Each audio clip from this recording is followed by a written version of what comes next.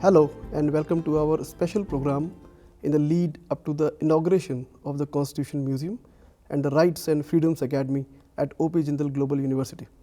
We are reflecting today on the right to education as an important edifice of the Indian Constitution. I am Dr. Chetan Sinha from the Jindal Global Law School. Our panelists today are Dr. Khushbu Chauhan and Dr. Sandhya Gupta, both faculty members of the law school. Thank you for joining us today. Thank you so much for having us. Thank you so much, sir. It's a pleasure being here. So, we are going to talk about right to education. The right to education was introduced to provide safe and compulsory education, free and compulsory education, quality education to elementary school students. One of the agenda of the transformative education is to increase the literacy rate, freedom to choose and increase quality in education. Right to education specifies duty and responsibility for government, local authorities and parents. It lays down norms and standards for teachers' appointments, school infrastructures and school working days. Right to education prohibits the deployment of teachers for non-educational work, corporal punishment, mental harassment of any kind, screening procedures and for private tuitions. It provides for the development of curriculum in consonance with the values enshrined in the Constitution, all-round development of children, freedom from fear, trauma and anxieties. Perhaps most importantly, it emphasizes child-centered learning. So, I invite you, professors, for this important discussion on right to education. My first question to you, Professor, is what is the concept of education and what are the key issues policy must address? I would like to draw attention for everyone to first of all distinguish between what is literacy and what is education. It's very much confused. Literacy is all about reading and writing, but education is a broader concept. It's more about knowledge, skills and value. And education doesn't happen formally. It has a lot to do informally what is happening with you while you're living. So basically it teaches you how to live in a society. And once you live in a society and you learn how to live in a society, then you make up a better citizen. It brings economic growth, it brings social reforms, because as we have seen, the entire process of human involvement or evolvement is all about surviving. So we have learned, our ancestors have learned in the past how to survive. And now we also have to learn in the current time, in the scenarios, how to survive. So education should teach you how to do critical thinking. Because if you do not do critical thinking, if you do not know how to solve problem, then how will you survive? So the entire concept of education, basically what it was, what to learn, has now changed to how to learn, how to do critical thinking. These are the basic things. You must have seen what existed, 30 years ago. In fact, I will not even go 30 years ago. The job that existed 10 years ago, they do not exist now. And there are jobs which we have started from the last 10 years. We don't know in another 30 years what type of jobs would come. In fact, most of us would live by then. So we should, if we are not educated, we will not be able to survive the present scenario and the future scenario. And that's what we have to teach. And when we learn this, and it all happens because sometimes things has to be brought by way of policies. So policies have a lot of important role.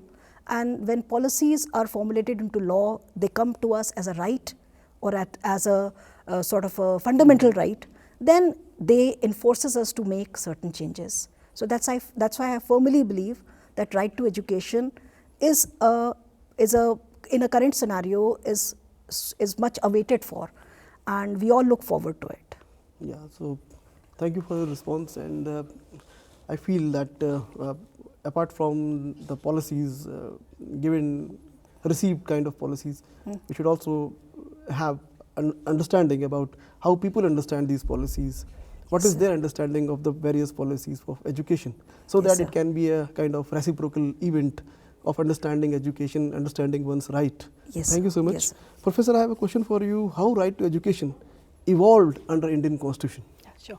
So, as we already know, we have a Constitution Museum coming up. So, we understand how important the Constitution is, and it's a beautifully written document, of course. If we look back in history, we will realize that, of course, the Britishers also had an education system for India, but it basically cater to them, not to us, right? It was meant to give them clerical jobs, to give Indians clerical jobs, so that they could help in the administration of the Britishers. That was their primary aim. But since we became independent and our constitution was enforced, there have been right to education, or education itself has been taken very, very seriously by the Indian governments over the years, and the constitution itself. So if we look into the evolution of the right to education under the Indian constitution, it started with the directive principles of state policy. So Article 45 of the Indian constitution laid down that there should be compulsory education for children. But because directive principles are not enforceable, they are not justiciable, so nobody could go to court to make the governments, come with where they could claim that, education is not being provided to us.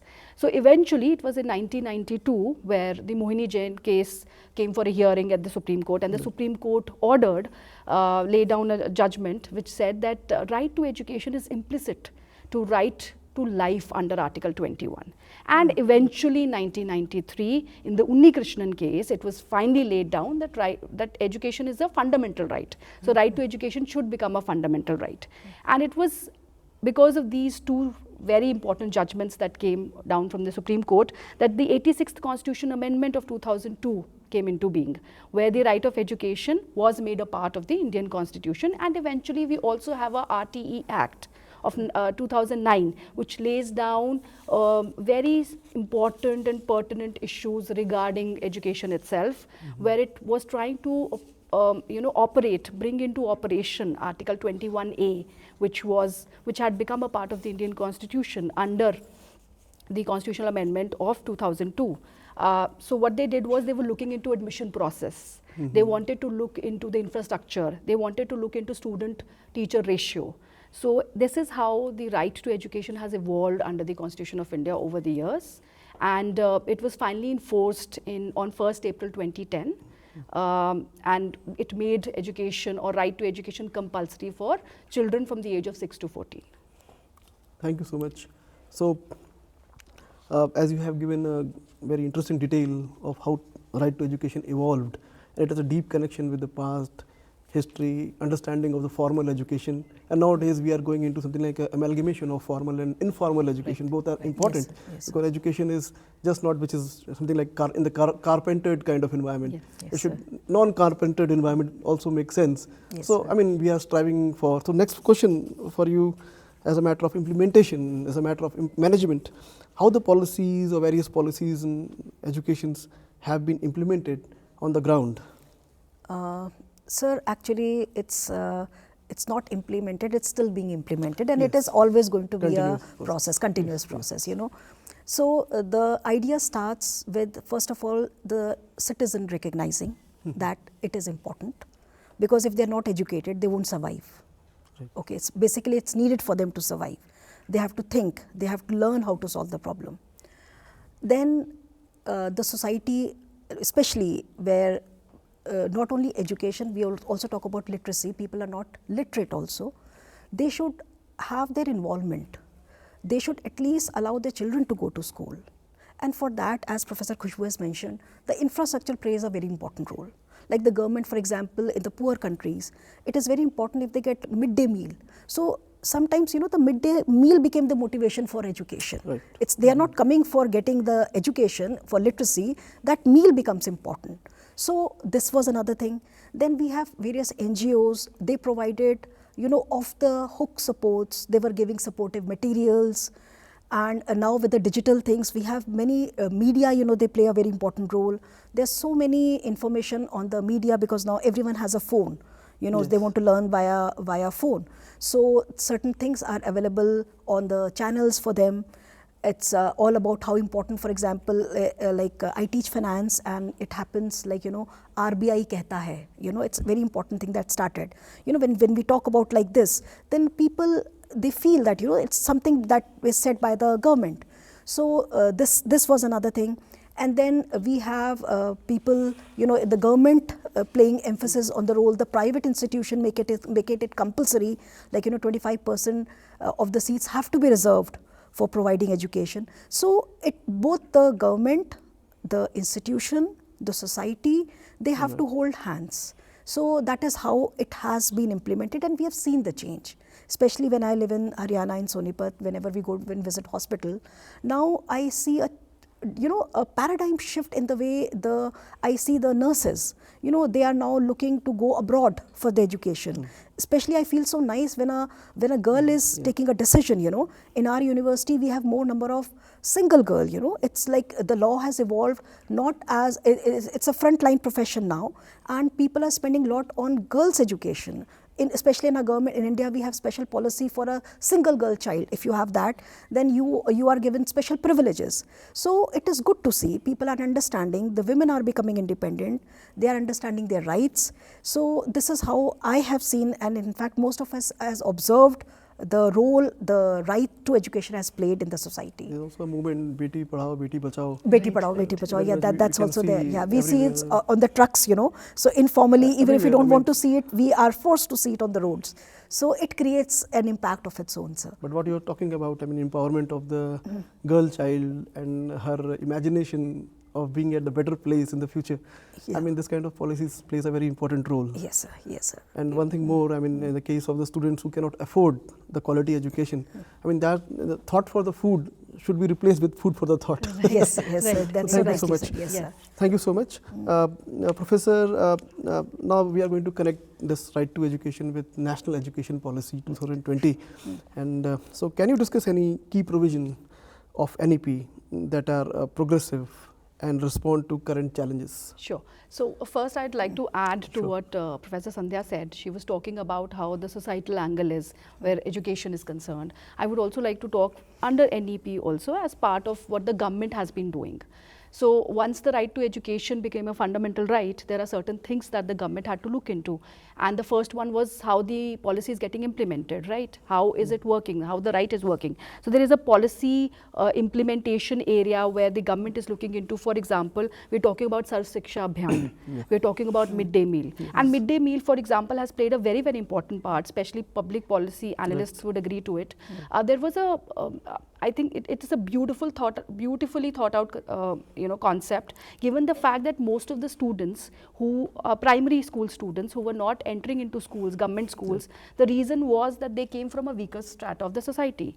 They came from poor families, and the families had much more emphasis on them working as compared to getting educated. So whenever a research or whenever fieldwork was done, the reason that came out that why don't you send your children to school is that they should earn, because I need to feed them. And the father or the mother would say, the parents would say that we need to feed them and they need to work for it. If they are sent to school, then they would die hungry. Exactly. Yeah. Right? Who will feed them? Yes. So the government started with this midday meal that, okay, let's give them an incentive to send their kids to school. So we'll provide the food.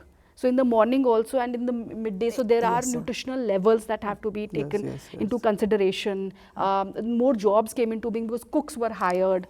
And you must have heard about these in newspapers. You can see there are so many reports where the deputy collector or other government officials have these checks also, where they visit schools and they see. They check the quality of the food as well. Right, exactly. Because there has to be nutritional value provided, and it is all laid down what is to be given to the students. So you can see that implementation. So the government took it quite seriously. Then the other thing that they wanted to have a look at is the resource allocation. So you must have heard that there are a lot of vacancies, especially where teachers are concerned in government schools. So one of the reasons where, I used to read, when I was growing up, I used to read a lot of reports where there were schools where no teacher would turn up. And the students would be sitting in the classes. This was before right to education became a fundamental right. It was very common. And because of that also, students, if there is nobody to teach you, why would the students turn up? They eventually gave up, right?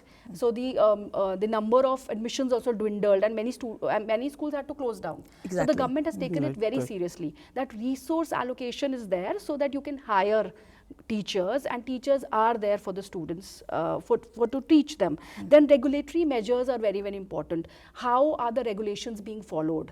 So the government looks into it that whatever has been laid down by us, are those policies being followed? If we are talking about a particular infrastructure to be provided to the students, is it there? Is it? If the teacher-student ratio is correct, are the teachers less, students more? In certain cases, there are even schools being run. So a couple of days ago I was hearing, because for example countries like South Korea or whose fertility rate is going down, or even Japan whose fertility rate has gone down, they have schools where there are only one student. But yeah, and they're just waiting for that student to pass so that they can close down the school, right? So you understand that these, regulatory, of course, given the fact that India has a lot of population, so we also have a large population to cater to where students are concerned. So in that, regulations need to be followed so that the standard of education remains. And government schools are also able to compete with private institutions for that matter. And English, for example, English education has become very important over the years. And lastly, of course, the government also aims to promote inclusivity. So you have schools, you have students. One of the biggest compliments that you could give to the midday meal is that students from all strata, right? They ate together. India has a caste bias, right? It still runs deeply in our roots. And the problem is, so there were instances where children belonging to any of the castes, whether they were scheduled caste, scheduled tribes, or other OBC, or any caste, they all were sitting together, and that brings in inclusivity. So right to education becomes very, very important because of that also. And as you're talking about the impact of, NEP 2020, if Professor would like to add. There's another important feature of NEP is the skill development. Because we have seen that, everybody cannot be good at maths. Right. So in the development of a society, a plumber or electrician is as important as an engineer. Okay. So this was felt as a very menial job. But now we have seen the importance of skill development. We want to even, in fact, save some of the skills that we have. For example, if I watch any channel in Japan, I see they have certain embroidery and they really flaunt a lot about it. And we have so many things, so many, our heritage is so rich. And these are the skills which need to be saved in our country. So government is now focusing on knitting skills, vocational skills. These are the skills that though education is all about, giving those skills so that they start earning. Because if they think about education, then they feel, okay, I have to do class 10, then I have to do a degree. But immediately after the primary literacy, if we teach them skill, so it is also welcomed by the parents, because then they feel that the child is immediately ready to earn. And that is taken in a very positive note, because for them, money is important to survive. So this is a very important fact of NEP. And another important fact of NEP was, we realized, in fact, I also realized while studying, it's in our country, the education could not grow like other Western countries, not because we could not learn. We have very bright minds, but much of the thing happened because of the language. People knew how to speak in English, but it is very difficult to make others understand. And in our country, there are more number of languages and anybody can see in any other country. So now the government is making, under the new NEP policy, special provision where education would be given in a regional language. So people are started, thinking in that direction, because, like for example, don't we remember, like we are all from a Hindi speaking home. So in the primary stage, even I used to convert what is said before speaking English. I used to convert it. I had something in Hindi, and then I had to convert it into English. Okay, and same thing happened vice versa. So this is an important thing where education is being taught in a regional language. That is another very important and a beautiful aspect of a new education policy. Yeah, your experience is corresponding to large number of people in India. I mean, they are translating the thing and then they're speaking. Yes. So I remember. I remember when I was working in the field with a group of children from the weavers community. So for them, English education was very important. Right. Yes, sir. And of course, there was something like a pull from their parental side that why don't you work for your ancestral job? But the thing is that whether this ancestral job is dignified or humiliating. Right. So yes, education provides one hope. Classroom platform provides one hope. Yes. Right. To see them in the future where they are. Yes. Okay. And one thing, of course, important, what you are saying, number of examples you gave about the different kinds of job, ancestral job, that like embroidery and other things. Right. So that should also be, saved and shared. I want to make. So thank you so much, professors. Thank you so much. So my next question is, what are some of the policy reforms still required in the current digital era? Right. So. Yeah, would you like Professor Khushbu, please. Yeah, it's okay. So as we were talking about the impact of NEP only, so there's need for universalization of education also.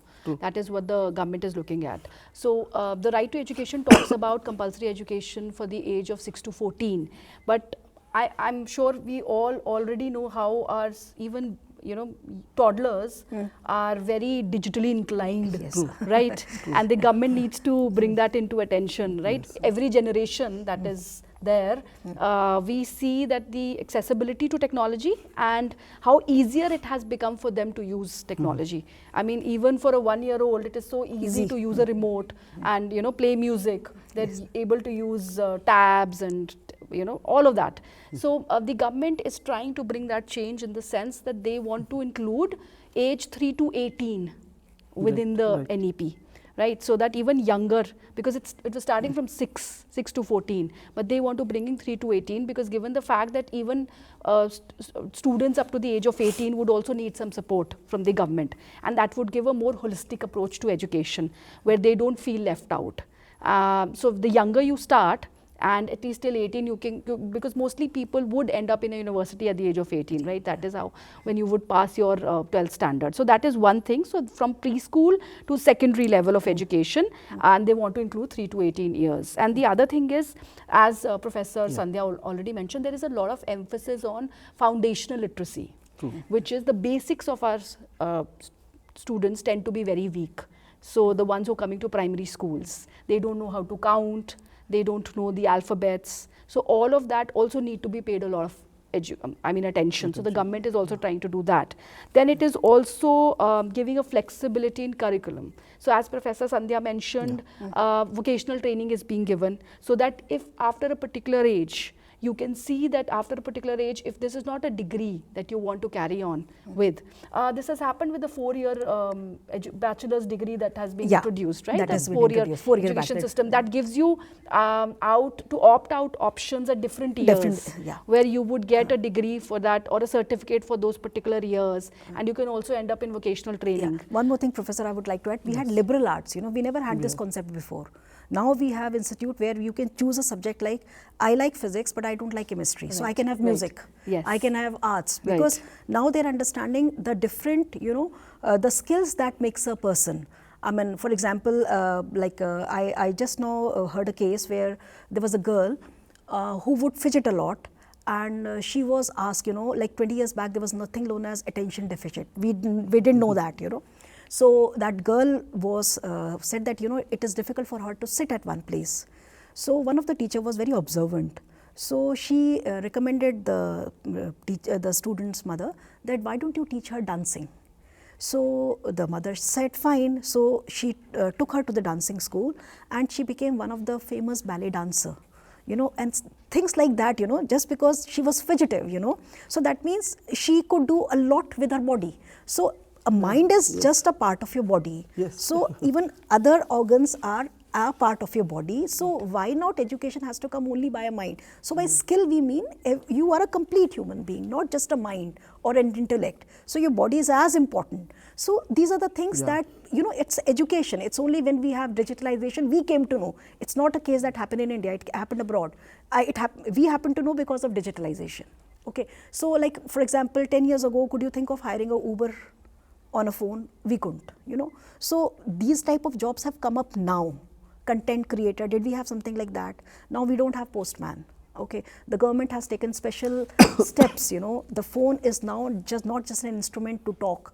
It has become our bank, it has become our library, we are learning, it was difficult for the government to transfer funds from one place to another because major chunk was taken away by the mediator. Now with the financial inclusion, that has happened because of digitalization. 99% of the funds are directly sent to the beneficiary. It happens because by a just click, it's a seamless process.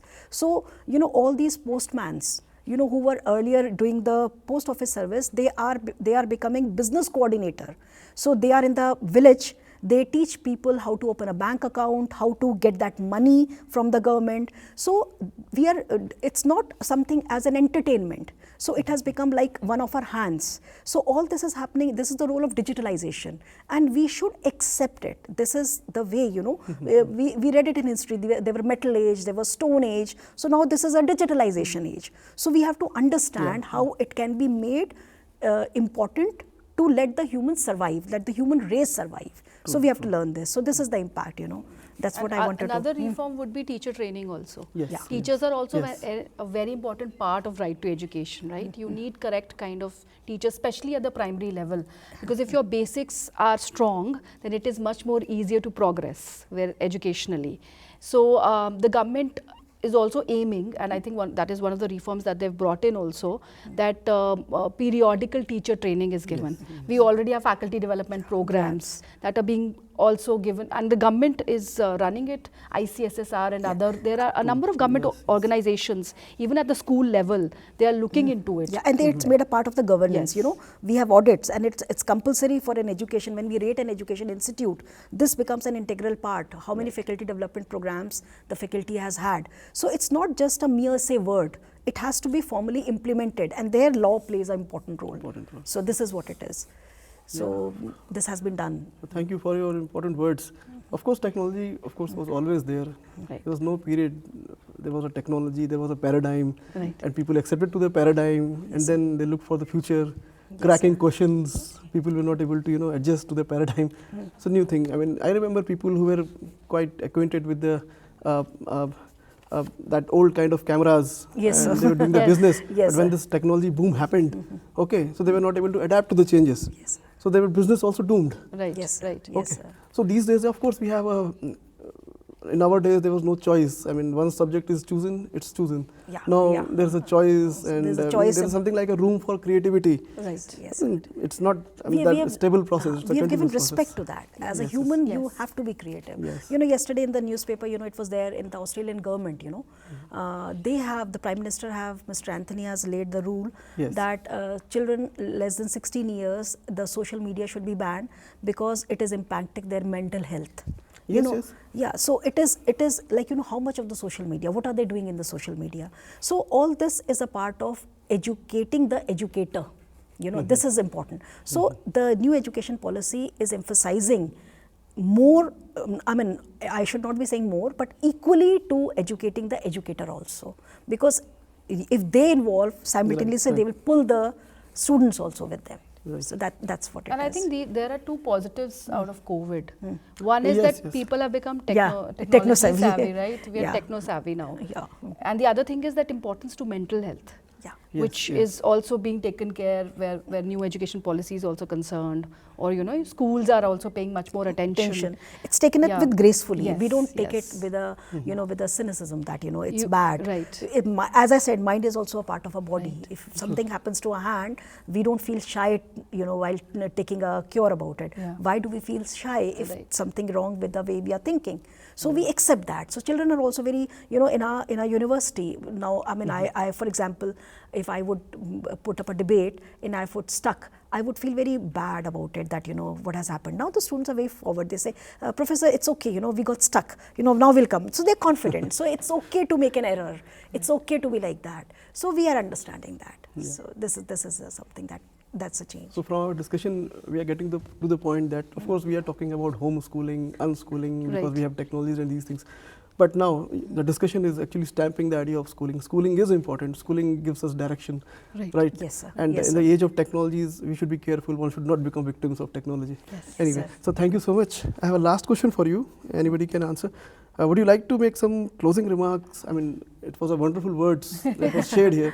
So all that I would say is it's something that would always involve, but I like what is education. We have United Nations has said that very beautifully in 4 A's, you know. If you talk about education, it should be made available to everyone. Right. It should be accessible, Accessible. and then it should be acceptable. You know, it should be like something, it should not be something which is against my culture. It should not be something that should harm your dignity. So it should be acceptable both by the teacher and the student. And the last, it should be adaptable. So I think if we follow these 4 A's, we are covering everything about education.